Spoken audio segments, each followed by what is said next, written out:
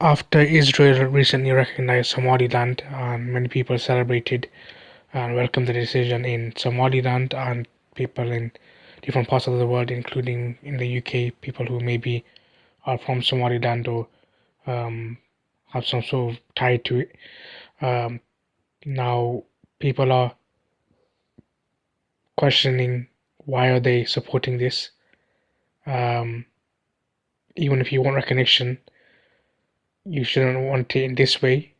And secondly, you've only got one person recognizing you, and all those people that could recognize you, you got the illegal apartheid state of Israel recognizing you. So is that what you want?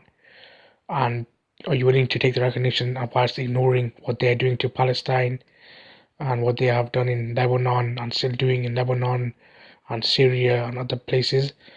Um, and that's why many people say nationalism is a disease.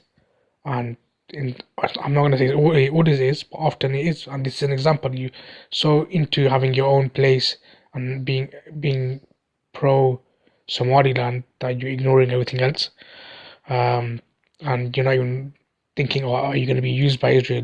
We've seen what Israel does to many countries, but you're just happy to be recognized that you're willing to take this. And I've spoken about Bangladesh.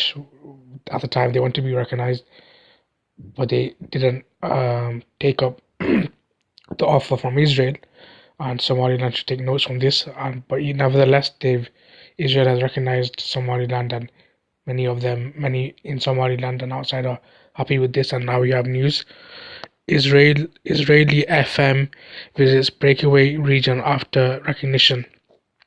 Israel's foreign minister arrived in Somaliland on Tuesday in the first high-profile visit by an Israeli official since it recognized a breakaway region in the Horn of Africa, the Somaliland presidency said.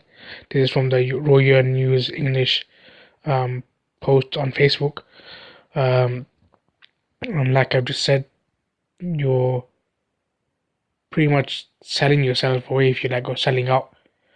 And is this how you're going to achieve anything? By doing this? And later on, if you encounter problems and nobody is supporting you, then do not make silly pleas to the Muslim world to help you. Somaliland, as far as I know, is mostly Muslim majority. So later on, do not make silly, pathetic pleas to the Muslim world to help you. Of course, you can go into the things of people have made mistakes and you should still help them and whatever else, but you are choosing to do this. So later on, if you encounter any problems and you need help from the Muslim world, do not ask, bother even thinking about asking for help or asking for any donations or anything like that.